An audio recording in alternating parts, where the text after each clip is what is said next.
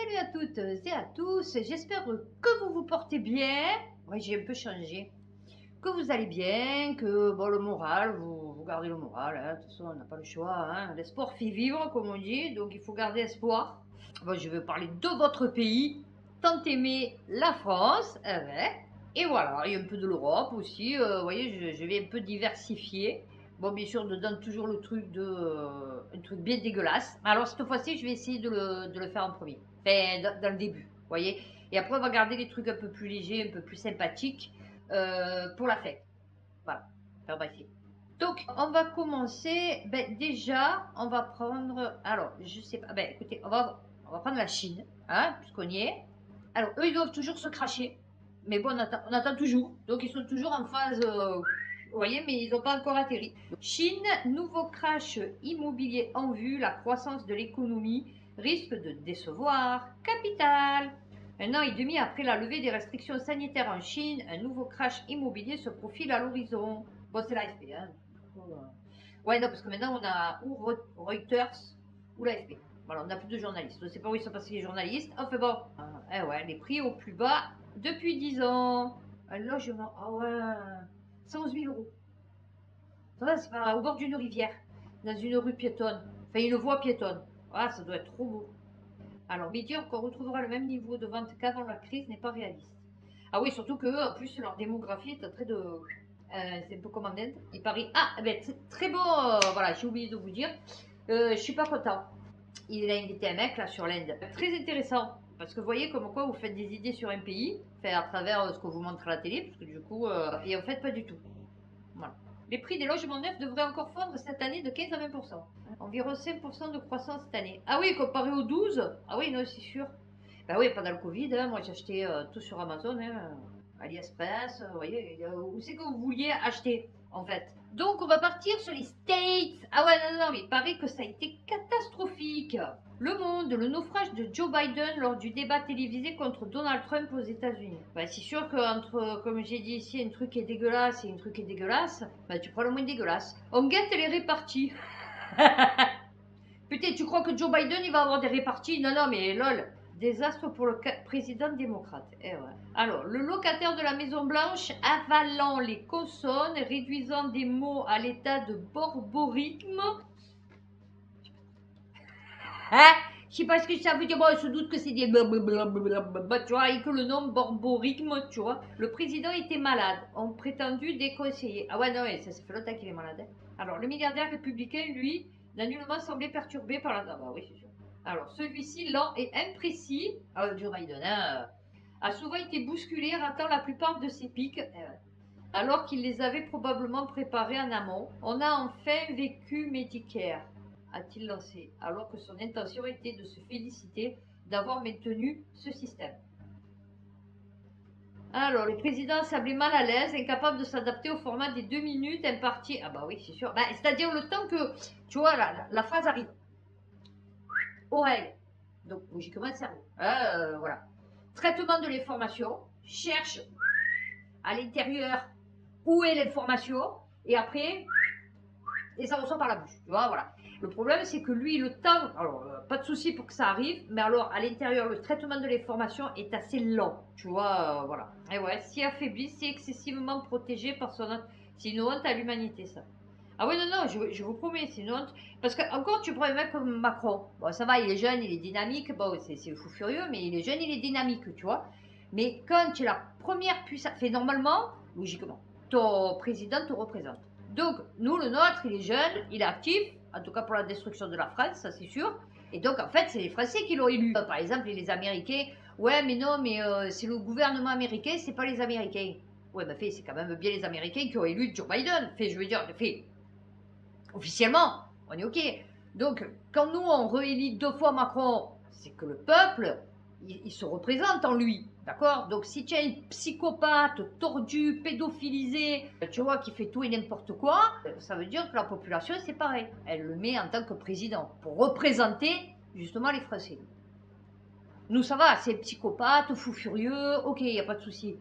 Au moins, il est, tu vois, tu lui fais pas ça, quoi, tu vois, allô? Et donc, ce genre de personnes, tu te dis quand même, ça gouverne la première puissance mondiale. Maintenant, c'est plus la première puissance mondiale, mais on nous fait croire que c'est toujours la première puissance mondiale. Parce que nous, autant on a 3159 milliards de dettes, autant eux, ils en ont 30 000. Tu vois, enfin bon. Ah, il aurait couché Trump avec une vedette du... Ah ouais, mais jeune alors. Jeune. Non. Non, parce que maintenant, avec sa touffe poil de carotte, non, sûrement que jeune, il était peut-être un peu charmant, mais je veux dire, bon, il était surtout riche. Eh ben, tiens, allez, on part sur la France, et je finirai sur des trucs un peu légers. Hein. Paiement sans contact, les achats de plus de 50 euros sont désormais possibles. Ah ouais. C'est-à-dire, BFM Business. Il n'y a plus de plafond ou ça se passe comment? Grâce à une nouvelle fonction baptisée Sans Contact Plus, qui est en cours de déploiement, les achats de plus de 50 euros seront également autorisés en sans contact. Pour autant, il faudra entrer son code secret pour valider l'opération. C'est-à-dire tu la poses et ils vont te dire le code. Et là, tu fais ton code. Tu n'as plus besoin de l'insérer. Waouh. Ah ouais, non, c'est vraiment une avancée technologique majeure. C'est quoi le délire? C'est le problème, c'est que tu fais ton code. C'est pas le problème de sans contact, c'est parce que justement, tu n'es pas obligé de faire le code. Ça s'en fout de l'insérer en fait. De toute façon, il faut la poser. Alors que tu fasses ça ou que tu fasses ça, c'est surtout de faire le code. Tu vois, qui est chiant. Ah ben, on va faire un truc bien dégueu. Et après, comme ça, on enchaîne sur un truc un peu moins dégueu. Hein, voilà. Libération, justice, Dominique Boutonnat. Eh ben, vous savez que je croyais que c'était celui qui fait chanson de. Enfin, vous savez, ils sont plusieurs frères de Mylène Farmer. C'est pas une de la famille. Dominique Boutonnat démissionne de la tête du CNC après sa condamnation à 3 ans de prison pour agression sexuelle. Alors, agression sexuelle, c'est viol. Enfin, viol, c'est agression sexuelle. Voilà. Donc peut-être parce qu'il n'y a pas eu pénétration. Enfin, je sais pas. Porter préjudice à l'institution, non, pas du tout. Oh, la tête qu'il a. Non, non, mais la tête qu'il a. Tête de pervers, inferne. Ouais, mais il va lui mettre le bracelet. Non, pas assez dangereux, le mec. Sur son filleul, de 29 ans, son cadet. Alors, d'une peine plus salée que les réquisitions demandées par la procureure lors de l'audience qui était de 3 ans avec sursis. Non, c'est bien la procureure. Enfin, je croyais que la procureure, logiquement, elle était là pour enfoncer l'autre. L'abus d'autorité et la notion d'emprise ont été reconnus par la justice et le statut de victime de mon client a été admis. Oh, c'est bien, il va donc bien dormir cette nuit. C'est un grand soulagement pour lui. Eh ben, écoute. Moi, franchement, il me fait ça. Il se prend ça. Ouais, c'est pas un soulagement. Bon, tu me diras oui, peut-être, parce que du coup, tu te dis, ouais, le mec, super connu et tout, jamais de la vie passera en justice. Bon, là, et on a réussi à le faire passer en justice. Donc, oui, d'accord, ok, c'est bien. Mais franchement, la peine, elle est dérisoire. Dominique Bouton. Alors, ça, c'est le procès. Donc, voilà ce qui dit le filleul. Bon, c'est interdit au moins de 18 ans. Je vous l'ai dit, la fin. Ouais. Si vous êtes un peu sensible, va falloir se boucher les oreilles. Donc, Dominique Boutonnat s'allonge à côté de moi en me disant qu'il est très fatigué. Il commence à parler de notre relation en insistant sur le fait qu'on a une relation incroyable. Ouais, non, ça, c'est tout ça. Je sais pas pourquoi, ces pédos, ils croient trop que quand ils sont avec quelqu'un qui leur fait la misère, en fait, et c'est réciproque. Tu vois le plaisir qui est. Je sais pas, j'ai pas compris. Que c'est fou, que c'est dingue, que c'est quelque chose à protéger. Ah ouais, c'est sûr. En disant ça, il commence à se rapprocher de moi. Il pose sa bouche sur la mienne et a tenté d'y introduire sa langue. Moi, je ne fais rien pour le relancer, je reste stoïque. Ouais, bon, après, tu peux partir aussi. Hein. Il poursuit. Je sens qu'il commence à s'exciter, sa respiration s'intensifie. Il est complètement en train de se frotter contre moi. Je me rends compte qu'il est nu. Le contexte, on l'a pas. Hein. Franchement, je sais pas où il est, le mec. Je sais pas qu'est-ce qui se passe. Mais bon, imagine, tu es dans une pièce, le mec qui rentre. Je veux dire, tu le vois rentrer. Enfin, je veux dire, tu vois, mais je sais. Franchement, il y a des trucs, j'arrive pas. C'est pas logique. Ouais. Tout se passe très vite et je n'arrive pas à me dégager. Ah bah oui, c'est sûr, là c'est bon. Il m'embrasse sur le cou, sur le torse. Le producteur l'a ensuite violemment et tenté de lui imposer une en saisissant sa tête pour le ramener vers son sexe. Oh oui, là. Alors ici que le tribunal correctionnel a donc estimé convaincant. Lors des éphémères travaux de la commission d'enquête sur les violences sexuelles au cinéma, torpillés par la dissolution de l'Assemblée nationale prononcée le 9 juillet.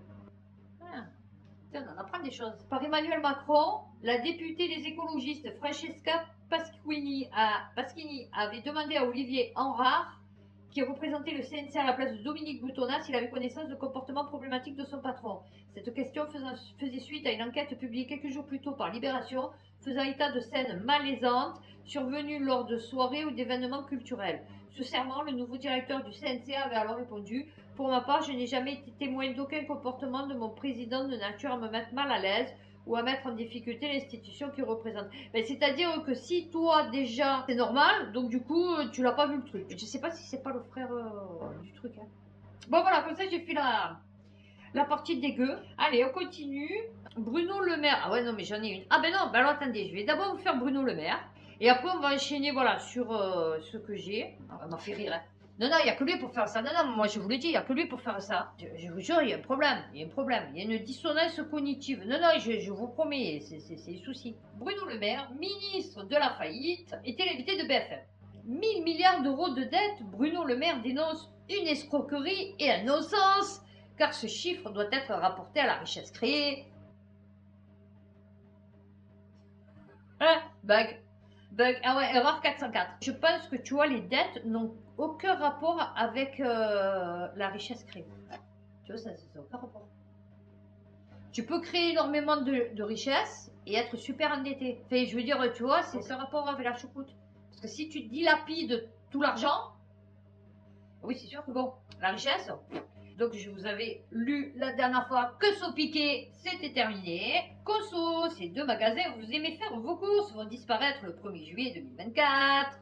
Alors ça, c'est plein de vie. Le groupe Carrefour a racheté des centaines d'emplacements de 2 supermarchés belges. J'ai pas compris. J'ai pas compris. Implantés en France, plusieurs magasins vont disparaître. C'est bien, c'est bien, c'est bien. La crise ne touche pas seulement les Français. Certaines grosses entreprises sont obligées de mettre la clé sous la porte, de réduire leur effectif ou trouver un repreneur. Comme on a pu le voir, la grande distribution est en déclin. Le groupe Casino a grande difficulté et surendetté. Ah ben non, ça y est, c'est fini. Il y a Kretinsky, là, je sais pas quoi. Il rajoute 2 milliards. C'est ça, 2 milliards, 6 milliards, fait je sais rien, l'État il rajoute 1 milliard, enfin bon. A choisi de revendre des centaines de points de vente à ses concurrents, Auchan, Carrefour et Intermarché. Alors, le groupe Carrefour, très en difficulté, a annoncé se séparer de 2 supermarchés bien connus des clients. Oui, c'est ça, c'est en Belgique. Pour l'heure, on ignore le nombre exact de magasins Cora et Match qui vont devenir des Carrefour. 60 hypermarchés et 115 supermarchés. Des centaines de supermarchés Cora vont disparaître. Non, c'est bien, c'est bien, c'est bien. Non, mais c'est bien, pour vous dire, vous voyez l'Europe, hein. Magnifique. Allez, on en fait encore une et après on passe sur un truc un peu plus sympatoche. Ah ouais, non, France Info. Les dirigeants des États membres de l'UE se mettent d'accord pour reconduire Ursula von der Leyen à la tête de la Commission européenne. Bon, oui, elle a bien fait le boulot. Moi, je vous l'ai dit, je ne suis pas allée voter. Aujourd'hui, c'est dimanche. Vous voyez, je suis en train de faire une vidéo. Ouais, autre chose à faire. Les dirigeants des 27 États membres de l'Union européenne réunis en sommet à Bruxelles se sont entendus jeudi 27 en fin de soirée pour accorder un deuxième mandat à Ursula von der Leyen. Ah, bon, écoutez, un adversaire du Kremlin pour diriger la diplomatie. Quelle diplomatie européenne? Là, c'est une blague, quelle diplomatie? Mais il n'y a pas de diplomatie, non, non, mais mort de rire. Alors là, par contre, ils l'ont mis dans l'écologie. Vous voyez? Des stocks de pétrole excédentaires d'ici à 2030 à l'échelle mondiale. Oh mon Dieu, mais je croyais qu'il n'y en avait plus. Ils n'ont pas dit qu'il n'y en avait plus. Ils n'ont pas dit que c'était fini, que jamais plus on aurait du pétrole, que le pétrole c'était fini en 2050. TF1 Info, du pétrole à profusion. Oh, mon Dieu, ces derniers jours, un message relayé sur les réseaux sociaux X a expliqué que d'ici à 2030, le monde sera confronté à une capacité pétrolière excédentaire. Oh, mais qu'est-ce qu'on va faire de tout ce pétrole? Ah, on pourrait faire des marées noires. C'est sympa, ça fait un peu travailler. Ah ouais, ça fait un peu travailler tous ces feignants au RSA, là, comme ça, ils nous nettoient un peu les plages. La croissance de la demande mondiale de pétrole devrait ralentir. Ah ouais, non, alors attends. Eh ouais, c'est pas sûr. Tandis que la production mondiale devrait augmenter.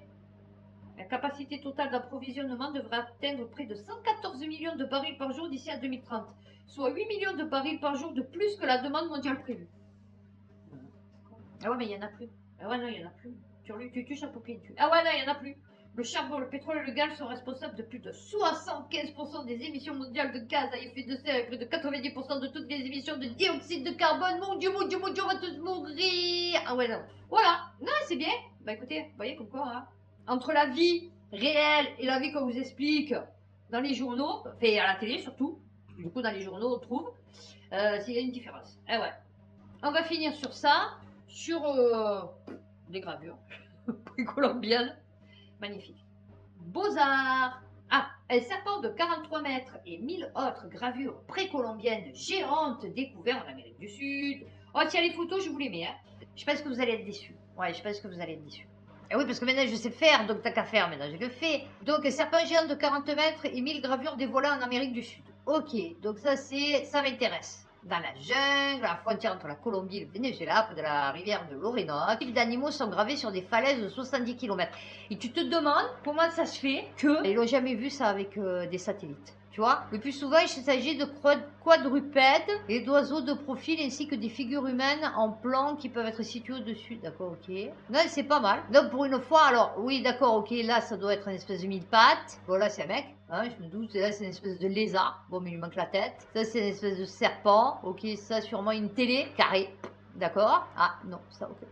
Ah oui, non, il est charmant, hein, oh. Une falaise haute de 200 mètres. Donc là, on a un serpent. Là, on a une flèche. Là, on a donc sûrement encore un serpent. Et là, on a celui de tout à l'heure. Ok, avec la télé. Et là, j'en sais rien, sûrement un ordinateur portable. Alors, c'est gravé à ciel ouvert. Ben oui, on se demande comment ça se fait qu'elles n'ont jamais été vues. Oh, toujours aussi charmant. Il a encore télé. Ah, encore une télé. Oh, toujours aussi charmant. Voilà. On est bon. Oh, c'est bien, ça t'apprend l'anatomie masculine, tous les petits muscles, tu vois, qu'à l'origine, tu ne les vois pas dans la vie courante. Non, mais tu le vois, tu t'es dit, ah, putain, celui-là, je pensais pas qu'il existait de muscles, tu vois. Eh ben, on va finir sur celui-là, puisqu'on en est sur du rupestre, hein, je vais vous dire. Et une bonne note. Comment étudie-t-on les dessins rupestres au charbon de bois découverts dans la grotte de Fond de Gomme? J'ai franchement, les mecs, ils savaient dessiner quand même. Non, mais ceux-là, ils sont vachement bien faits. Non, moi, je trouve. Alors, ici, par France Bleu et France 3. Ok. Donc, première image, vous voyez ça. Vous vous dites, ça va. Vachement bien dessiné, n'empêche. Regardez, hop, avec du charbon de bois, je veux dire, franchement, regardez-moi ça. Hop, les pattes, la petite queue fine et tout. Vous vous dites, waouh, reine et bison de la grotte de Fond de Gomme. Ok, pas de souci. Puis d'un coup, vous tombez sur ça. C'est la base. Fais-moi un signe. Waouh, Fond de Gomme. Alors, ok. Donc, vous avez ça, top. Après, vous vous retrouvez avec ça comme photo. Et après, vous vous retrouvez avec ça. Bon, déjà, là, vous voyez que c'est un peu plus normal. Vous voyez. Et après, vous avez ça. Je ne sais pas ce que c'est. Je ne sais pas si c'est genre cucus lent. Je ne sais pas. Alors là, ils disent dommages causés par l'humidité, la lumière et les visiteurs. Ça fait plutôt un bonhomme. Alors, datant d'environ 15 000 ans. C'est-à-dire, quand tu rentres dans la grotte, tu te dis de suite, oh putain, des traits droits, il y en a 4 parallèles, 15 000 ans. Non, je sais pas comment tu peux savoir que la truc, elle a 15 000 ans. T'as la 5 000 ans, t'as la 2 000 ans. T'as les ont été faits l'année dernière, tu vois. Oui, tu le vois qu'il y a déjà qui sont venus. Je reprends. Je suis désolée. Regardez là, c'est écrit. D'accord. Ça, c'est des gens. Regardez, ça, c'est des gens qui sont venus et qui ont écrit. Et on voit que ça a été fait par-dessus ça.